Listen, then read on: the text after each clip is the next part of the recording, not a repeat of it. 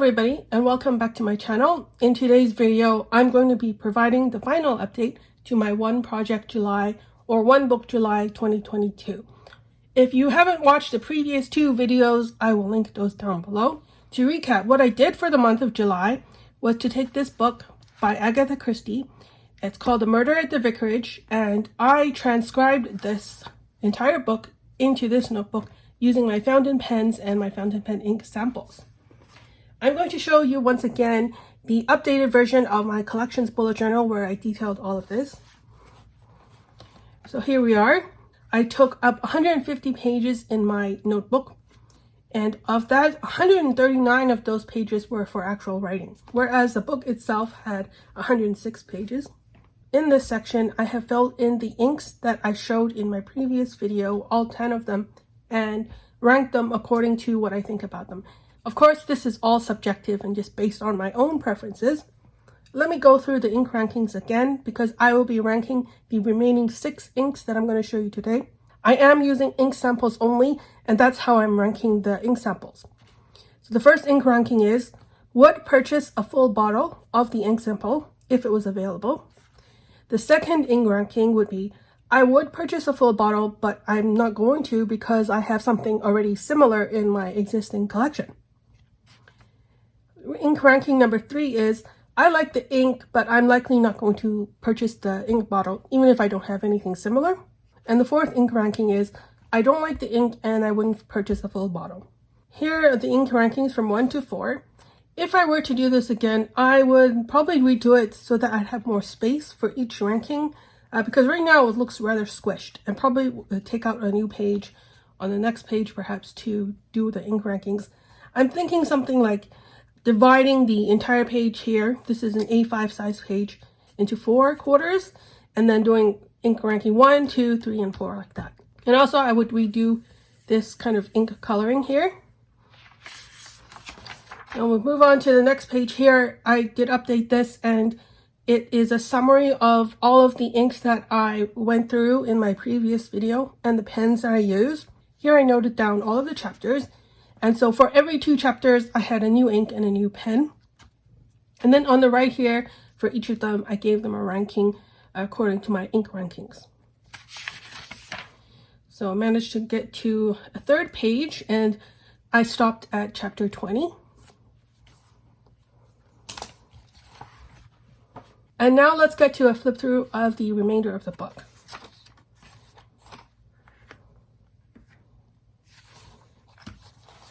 So here's the rest of the index. I did miss some dates here. And then at the bottom here, I added a link to all of the different cover pages, which is this being one of the first cover pages, so that I could flip to them easily. And also I did some page threading. If you've ever done the bullet journal method, you would know what the page threading is. And here the next cover page is on page 20.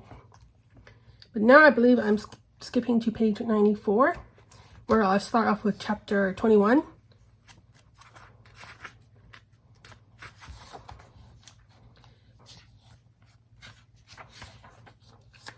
I have my ink samples here in the background, so I'll be referring to these.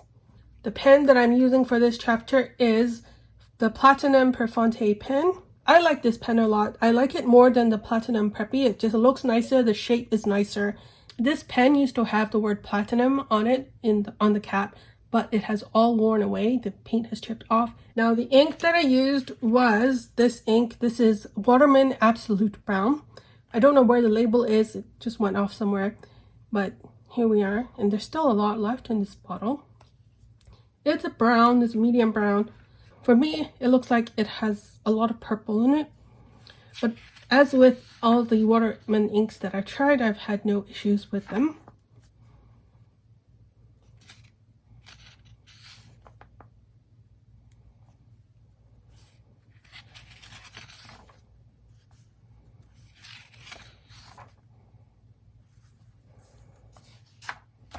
I don't love this particular shade of brown. I also have another full bottle, I think even 2 now, of brown ink. So it's not like I would need a 3rd bottle of this. And to be fair, brown is not my favorite shade of ink color in the first place. But I will say it performed quite well, and I like the shading of this ink. So if I were to give this ink a rating, I would give it a rating of 3.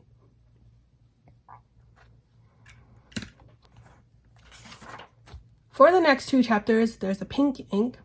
The pen that I used is this Lamy Studio, and it's in the all black color, which also has a black nib.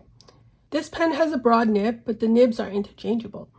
I originally had a fine nib on here, and then I switched it out for a broad nib just for the purposes of writing this. And this happens to be the second Lamy Studio that I've featured in this notebook. So let me talk about the ink. This is Diamine Pink Glitz, and it's a bright pink, as you can see, with a gold shimmer. The gold shimmer here is also pretty subtle. I don't know if you can see it, but for me, I actually like this effect. Let me see.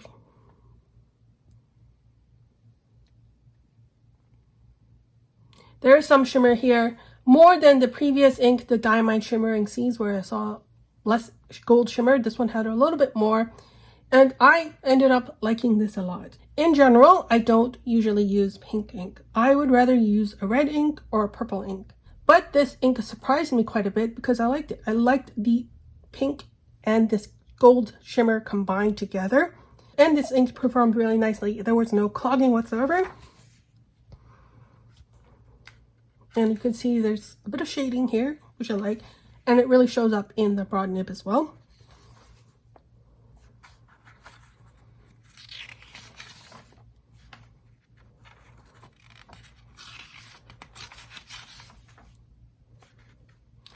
And in these pages, there are these bunch of handwritten notes that's included in the story. And with the handwritten notes, I decided I would just try and do some cursive handwriting. And my cursive handwriting isn't as good as my regular handwriting, but it's a good way to practice. And then that's the end of the 2 chapters here. I would give this a rating of 2. I really wish I could buy this ink because I really like that pink and gold look. But I already, like I said, don't write enough with pink ink, and I already have 2 different pink inks already in my collection, and I don't think there's room for a third. Although I do wish I could have switched out one of those inks with this one. I mean, I really do like this ink. Next we have chapter 25. For these chapters, I decided to reuse my Kaweco pen again. This one being the first time that I've reused the same pen in this project. And the same reason follows that I used this pen because I wanted to use the little stamp here with the bulldog and the Kaweco fountain pen. I didn't stamp it properly, so it's kind of missing, but still, I like looking at this. It's so cute, so adorable. This is the sample vial for the ink. And I would say this ebony blue ink really isn't blue. It's more of a teal, and it's a very greenish teal. But overall, I do like this ink and how it performed. I also see a bit of shading here.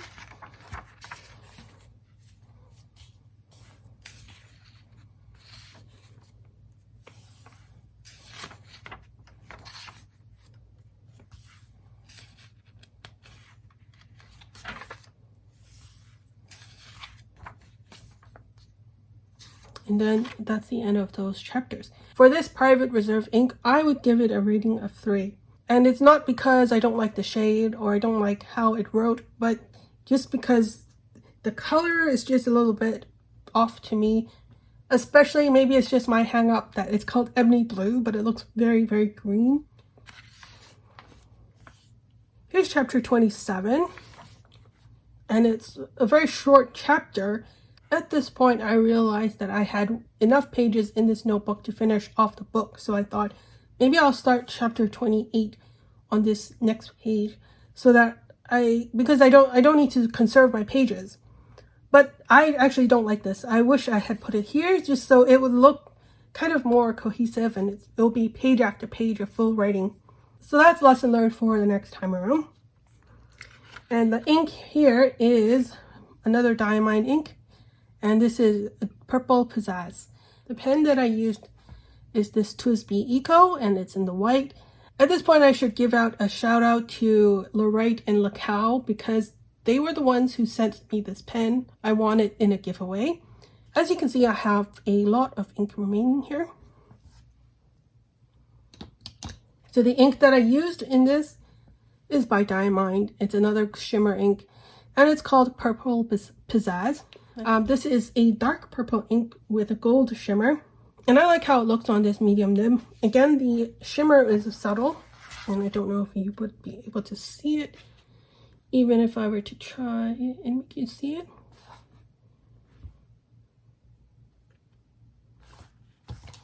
I didn't like this ink as much as I thought I would because, you know, even though it wrote fine, I had no issues with that.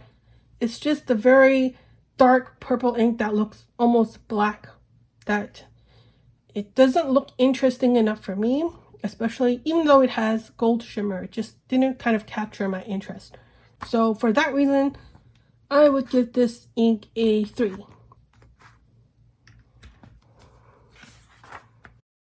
And now we get to the last cover page. The book ends on chapter 32.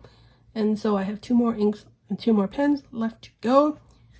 You can see that I've colored in this ink here on this chapter 38. And this is blank. And you will see why. It's because I ran out of ink from this sample. So let's start off with chapter 29 and chapter 30. The pen that I'm using for this is the Birmingham Pen 6th Avenue pen. As with the Lamy earlier and the Twisby earlier, I decided to swap out the nib on this pen just for this project. This pen came with a stub nib, but I wanted another medium nib.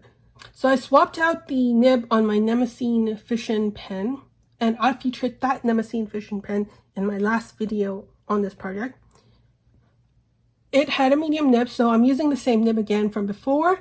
The ink that I use here is by Pilot. It's the Pilot Iroshizuku Shikurin ink. Now this is the only ink sample in all of the inks that I showed here where it didn't come from a random sample. Wherein I would buy a random sample of maybe 5 inks from a shop just to test out different inks to see if I like them. This is the only one in this set so far where I saw the ink and then I decided to buy a sample of it to see if I wanted to use it. And as you can see, it's out. The ink sample is out of ink. And I finished it up when I was writing this chapter. Now this ink is very nice. It's kind of like an apple green ink, very bright. It's got some shading to it. I enjoyed writing with this.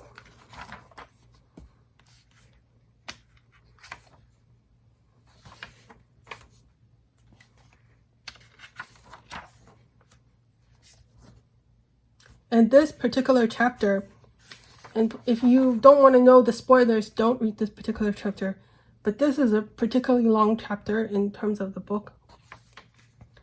And so within this chapter 30, I ran out of the ink and I had no more ink to finish out the chapter. So you can definitely see where I stopped there. And then for the next ink, that will go into the next pen. But let me just finish up with this ink first. So for this ink, I would give it a rating of 1. So now let's finish out chapter 30. And as you can see, this chapter is pretty long for it to have so much ink. And then we get to chapter 31, which is pretty short, so it kind of makes up for chapter 30 being long. And then we have chapter 32, which let's stop here first and go into the pen. So the very last pen I have to show you today is this one, and it's the Pilot Custom Heritage 91, and it's got a soft medium nib. I think this is my first gold nib pen from Pilot, and I ordered it from eBay and got it from overseas. I don't know if it's found in my country. I wanted to try it for the fact that it has a soft medium nib.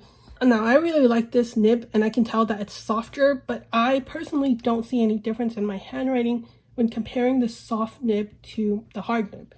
And finally, the ink here that I use, and I'm probably not pronouncing this properly, it's the Rouge Bourgogne ink, which translates to red burgundy.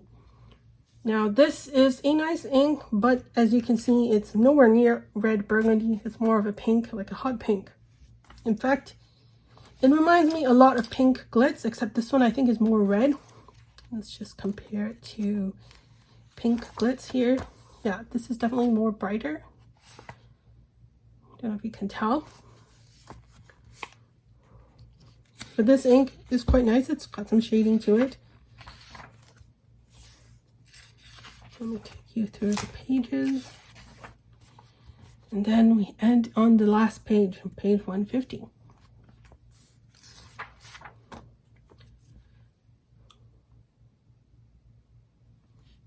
I would give it a ranking of 3 because although this ink is nice and the shade is nice, I already have those 2 bottles of pink ink. Plus, I also like the Diamond Pink Glitz ink from before much more than I like this ink. And so there we have it. That is the end of my book transcription project and the end of this One Book July project. Now I have some final thoughts. This project was fairly easy to complete. This book had 32 chapters and I was able to do more than 1 chapter a day, which means I didn't have to write in it every day like I was expecting. I could do maybe 3-4 chapters easily in 1 day. I did a lot in the beginning of the month and then I took maybe a week or so break and then I continued and I still finished the book. I also like that I managed to finish it all in 1 book, and I'm the type of person who just worries about running out of space. So even though I probably compressed the book too much, it still doesn't matter. It's still better safe than sorry. I like that everything in here is in 1 book. My next conclusion is I now have a good idea of the ink samples in my collection. Some of the inks that I showed here I hadn't even written with before. This gave me the motivation to start working on my ink samples. Now I had only 1 ink in all of those 16 inks, which I completely finished the ink sample. That means I have a lot of ink left to go. And the relating conclusion to that is that I think these ink samples have enough ink for you to get a good idea of whether or not you like the ink before you buy it. And my final conclusion is related to this notebook itself. This is the first time I tried this notebook and the Cosmo Airlight paper. It is supposed to be a good replacement for Tomoe River paper because it shows off the qualities of the ink when it comes to shading and sheening and shimmer, I suppose. And I would say it does do a good job of showing all 3 qualities, although I don't have that many inks on here that have high sheen, so I can't really talk that much about that. Part of the experience of Tomoe River paper for me is that it is thinner and the pages are more crinklier. There's a lot of ghosting, so you can see handwriting through the previous page. Whereas this one, it has some ghosting, but it's not as prominent as Tomoe River paper. And it also just feels thicker. It doesn't feel as crinkly. So I still think this reminds me a lot of the Leuchtturm paper more than it reminds me of the Tomoe River paper. Now that this project is over, I definitely want to do it again with a different book, of course. I do have the next notebook that I want to try picked out. And this is from Leuchtturm. It's the thicker paper, the 120 gram paper. And it's got 200 pages, I think. So I haven't tried this notebook yet either with the thicker paper. So I'm eager to try it. It's got a 5mm dot grid and it also has numbered pages. That's why I want to try it.